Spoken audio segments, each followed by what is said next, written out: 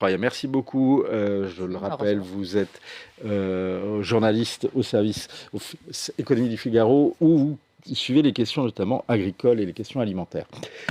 On va revenir peut-être justement sur ce point, sur ce qu'on vient d'entendre. Je trouve ça très intéressant parce que quand la porte-parole de la Confédération paysanne dit que la colère, elle est très ancienne et qu'elle va continuer, est-ce que elle dit vrai ou elle dit faux, tout simplement? Ah oui, elle est très ancienne, Mm. ça c'est elle dit plutôt vrai puisque ça fait, on entre dans le troisième hiver de contestation, agricole et on avait déjà il y a une trentaine d'années d'ailleurs, c'est de là qu'est née la coordination, rurale. On avait une trentaine d'années des contestations aussi fortes que celles que l'on connaît, aujourd'hui. Donc elle est très, ancienne. Pourquoi on la ressent encore plus aujourd'hui? C'est parce qu'on a un paysage syndical qui s'est fracturé. C'est-à-dire qu'on avait historiquement le syndicat de la FNSEA lié aux jeunes agriculteurs qui était ultra dominant, qui portait un discours assez unifié hein, sur ce qu'attendaient les agriculteurs. Aujourd'hui, on a cette fracturation du paysage syndical entre la FNSEA et les JA, le syndicat historique, et la coordination rurale d'un côté et la confédération paysanne. Et c'est ça qui attise un petit peu les braises de la colère agricole, parce qu'on a des attentes et des projets qui sont fondamentalement différents entre la Confédération paysanne qui veut une agriculture plus paysanne, plus locale, etc. Et la FNSEA qui a un projet voilà, plus ouvert et plus libéral sur ce que peut être l'agriculture. Et c'est pour ça que la colère va continuer, c'est qu'il va falloir répondre à des attentes et des modèles qui Mais sont différents. par exemple, quelle est la position réelle de la FNSEA par rapport au Mercosur? Oh, ils y sont opposés. Alors, ils sont globalement plus libre-échangistes que les deux autres syndicats. C'est-à-dire qu'ils n'ont pas de difficulté à dire il faut commercer avec les autres pays, enfin les autres pays, les autres blocs mondiaux. Et c'est même nécessaire, puisque c'est ça qui va assurer aux agriculteurs français de pouvoir vendre et valoriser Ça, c'est la position de la leur production. FNSEA. Ça, c'est la position de la FNSEA. En revanche, ils sont opposés au Mercosur. En l'état actuel des choses, c'est-à-dire qu'ils considèrent qu'il n'y a pas suffisamment de garde-fous et pas suffisamment de garanties pour protéger les filières agricoles qui sont concernées par cet accord. De ce point de vue, les syndicats sont plutôt assez unanimement opposés à l'accord. Voilà, la question étant de savoir quelles sont les contreparties qu'ils accepteraient ou non. Une majorité d'États membres de l'Union européenne donc, a donné son feu vert à l'accord avec le Mercosur. Parmi eux, il y a un pays qui bloquait jusqu'à présent et qui vient de changer sa position, c'est l'Italie de Giorgia Meloni. Qu'est-ce qui a fait changer Rome de position? Pourquoi les Italiens ont changé de pied? Alors, ils n'ont pas réellement changé de pied. En réalité, Giorgia Meloni, on connaît sa force de négociation et son habileté de négociation. En fait, l'Italie était globalement plutôt favorable à l'accord, mais elle s'est dit, voilà, il y a eu une opportunité juste avant les fêtes de fin d'année, d'obtenir un peu plus pour les filières agricoles.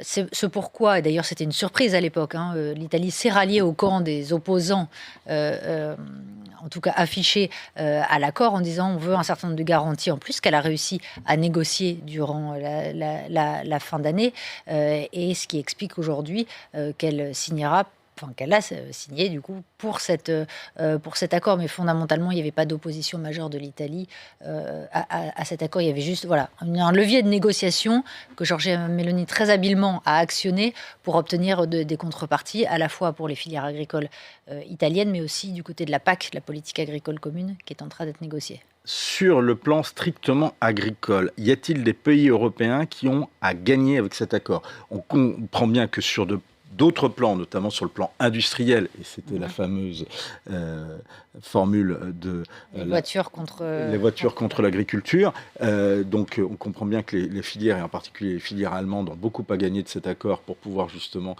trouver des débouchés pour une industrie qui est énormément en souffrance actuellement.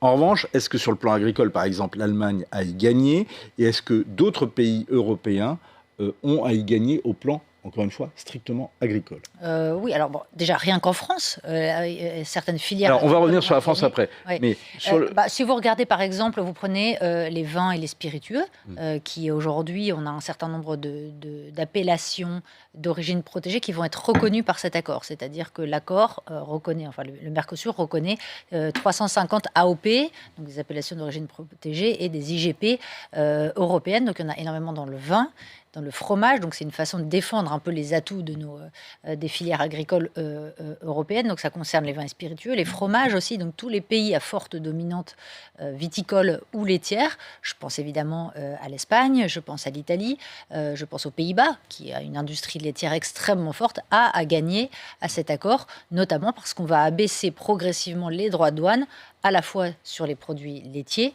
mais aussi sur les vins et spiritueux, ce qui pour, par exemple, des pays comme le Brésil, extrêmement intéressant, puisque les droits de douane sont rédhibitoires aujourd'hui pour ces produits-là au Brésil. Au plan, on va pouvoir mener la bataille du vin contre le caipirana. Au plan agricole... Avec modération. Oh, bien évidemment. Au plan agricole, à quoi faut-il s'attendre sur notre territoire ? Alors, sur notre territoire... Sur le territoire, on rappellera par qui ? Parce que on a une partie de notre territoire qui est en Amérique latine, oui, notamment la Guyane. Exactement. Sur la France métropolitaine, on va dire, on a d'un côté les filières qui sont plutôt défavorisées par cet accord, c'est-à-dire, on en a beaucoup parlé, mais on va en reparler, la volaille, la filière sucrière, la filière bovine, le miel, le riz, mais c'est un peu moins important en France, qui vont en fait voir arriver un certain nombre de milliers de tonnes exonérées de droits de douane ou avec des droits de douane abaissés. C'est donc une concurrence supplémentaire, même si on regarde relativement par rapport à la production européenne, ce qui va pouvoir entrer dans l'Union européenne à droit de douane réduit ou préférentiel est relativement limité. On parle sur la viande bovine, par exemple, de 1,5 à 2% de la production locale. Alors, donc ça, c'est pour les filières. Il y a tout un discours qui relativise en ce moment, mais est-ce que justement, c'est pas un problème aujourd'hui, à l'heure de la dermatose nodulaire, à l'heure où de toute façon, les cheptels, d'après ce que on comprend, les cheptels bovins en France sont en train de diminuer de manière structurelle et en plus en pleine crise de dermatose. Alors, est-ce que c'est pas une opportunité, vous voulez dire Vous bien non, est-ce qu'on comprend, les éleveurs bovins qui... Oui, alors ce qu'il faut comprendre, c'est que la dermatose, ils souffrent énormément, mais tout ça est assez symbolique, parce qu'au niveau du cheptel bovin, on a abattu à peu près 3000 bêtes, me semble-t-il, ou 3500 bêtes sur un cheptel de plus de 16 millions de bêtes. Donc, au niveau du cheptel, c'est assez indolore. Ces nouveaux volumes qu'on voit arriver, c'est symbolique, parce que c'est pas tant l'impact que ça peut avoir sur les marchés, c'est la mise en concurrence avec des produits qui sont différents ou sur lesquels on n'a pas les mêmes exigences. Pas exemptés, mais en tout cas avec des normes. Exemptés de certaines normes qui déjà on demande aux la langue les agriculteurs français. En vrai. C'est les pesticides, c'est le bien-être animal. C'est très bien, on a une agriculture en Europe qui est parmi les plus vertueuses au monde. La question, c'est que c'est la mise en concurrence avec un modèle qui est fondamentalement différent, et donc deux modèles qui ne se battent pas à armes égales. Donc ça joue beaucoup. Pour terminer sur votre question tout à l'heure, on a aussi des filières, on parlait des vins et spiritueux, des produits laitiers, en France qui pourraient bénéficier de cet accord, puisque voilà, il y a la reconnaissance des AOP sur le pays du Mercosur, et il y a l'abaissement des droits de douane sur les produits laitiers, sur les vins, les spiritueux, des homogénéisations de réglementation aussi entre les deux zones qui vont pouvoir aider à l'exportation.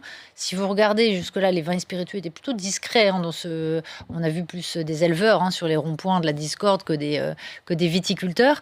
Mais ils commencent à donner un petit peu de la voix. Un secteur qui en plus souffre énormément. Souffre beaucoup en particulier aussi. Secteur viticole. Ça va être qui donne un peu plus de voix pour soutenir cet accord. Et ça va être une opportunité justement pour la filière viticole. Oui, alors c'est somme toute assez limité. Si vous regardez par exemple pour les vins et spiritueux, on estime qu'au Brésil, ça pourrait permettre de doubler les ventes sur place et pour les porter autour de 100 millions d'euros. Oui, parce qu'il y a quand même pas mal de concurrence dans ces pays-là en termes pour le vin, notamment tout ce qui est Argentine. Qui sont devenus aujourd'hui des puissances. Enfin, ce sont des compétiteurs redoutables sur le vin. Ce qui est intéressant pour la filière viticole, c'est qu'on a quand même leurs deux moteurs de croissance qui sont les États-Unis et la Chine, sur lesquels il y a eu des droits de douane aussi, avec Trump et Pékin ont aussi mis des droits de douane sur ces secteurs-là. Donc trouver des relais de Ce sont croissance. des grands relais pour ces secteurs. Hein. Voilà. Même s'ils sont limités, c'est important parce qu'il n'y a pas des marchés qui s'ouvrent comme ça. Il y en a pas. Ça reste assez peu fréquent. Donc c'est pour ça qu'ils sont aussi allants sur ces sujets-là, même si ça reste limité par rapport aux expéditions qu'on peut faire aux États-Unis ou en Chine, qui sont des marchés importants. Quelles sont les filières vraiment françaises qui ont à perdre avec cet accord du Mercosur? Je pense que la filière qui a le plus à perdre, ce serait la filière volaillère, la volaille. C'est vrai qu'en fait, on dit, il y a relativement ça concerne relativement peu de volume. Ce qui est problématique, c'est l'accumulation, en fait, de ces accords de libre-échange où la filière volaille, typiquement, est souvent la variable d'ajustement. C'est-à-dire qu'on dit, c'est pas grave, c'est que 180 000 tonnes de volaille. Mais quand vous additionnez tout ça, aujourd'hui, on a une filière, par exemple, où la moitié des produits, des volailles que l'on consomme en France est importée. Alors que c'est 2 fois plus que dans les années 2000. On a une filière de production, on a une filière d'excellence sur le volaille. Ça permet de saluer les producteurs de volaille. On parle du porc aussi. Je parlais avec les responsables de la filière porc hier, qui disaient, nous, dans cet accord du Mercosur, on a un tout petit volume de quotas d'importation qui va augmenter, ce qui n'est pas très grave en soi, mais on veut éviter de mettre le pied dans un engrenage un peu vicieux dans lequel on ouvre progressivement ou on facilite l'entrée de porcs étrangers et de se retrouver dans la situation de la volaille. C'est déjà vu d'ailleurs dans le passé, notamment le porc chinois qui avait fait effondrer toute une partie du secteur à la fin des années 60. Exactement. Donc c'est vrai que toutes les filières, il y a beaucoup de filières qui sont menacées. Le sucre aussi. C'est vrai que la filière betteravière française est assez fragile depuis quelques années. Pour le coup, des conditions de production qui sont extrêmement strictes. Et là, on va se retrouver face à des volumes de sucre de canne qui sont produits dans des conditions bien moins disantes qu'en France et surtout à des prix beaucoup plus compétitifs. Les pays européens donnent leur feu vert en majorité à la signature du Mercosur. Quelles vont être les prochaines étapes, Olivia ? Alors, la prochaine étape, c'est la signature officielle, la ratification officielle de ce traité, probablement en tout début de semaine prochaine. Ursula von der Leyen, la présidente de la Commission européenne, est attendue au Paraguay pour ça. Et ensuite, il faudra que ce soit ratifié par le Parlement européen. Mais on peut dire que l'essentiel du chemin législatif aujourd'hui est fait. L'accord a été validé par la Commission européenne au mois de septembre. Maintenant, par les États membres, il reste, alors sans être trop technique, quelques petites possibilités de retarder la signature, mais l'affaire est presque pliée aujourd'hui. Sauf que, c'est ce que disait la porte-parole de la Confédération paysanne, il y a éventuellement l'éventualité d'une censure au Parlement européen. Alors, sur ce point précis, ça dépasse un peu mon domaine de compétence, mais effectivement, il y a ceci dit, il existe des possibilités aussi que la Commission européenne puisse trouver un chemin législatif qui permette de passer au-delà de l'obstruction du Parlement européen. Je vous pose la question parce que effectivement, c'est aujourd'hui l'un des arguments du gouvernement qui est de dire pour l'instant, ce n'est pas fini. Oui, le gouvernement, Emmanuel Macron en premier lieu, doit... parce que c'est vrai que le Mercosur, c'est un échec monumental monumental, c'est un gros échec pour Emmanuel Macron qui avait toujours dit, vu le poids de la France aujourd'hui dans l'Union européenne, je vais pouvoir m'y opposer. On voit qu'il n'y arrive pas. La question, c'est comment il va essayer de faire passer cet échec auprès des agriculteurs. Donc, il n'a pas vraiment le choix que de dire l'affaire n'est pas finie.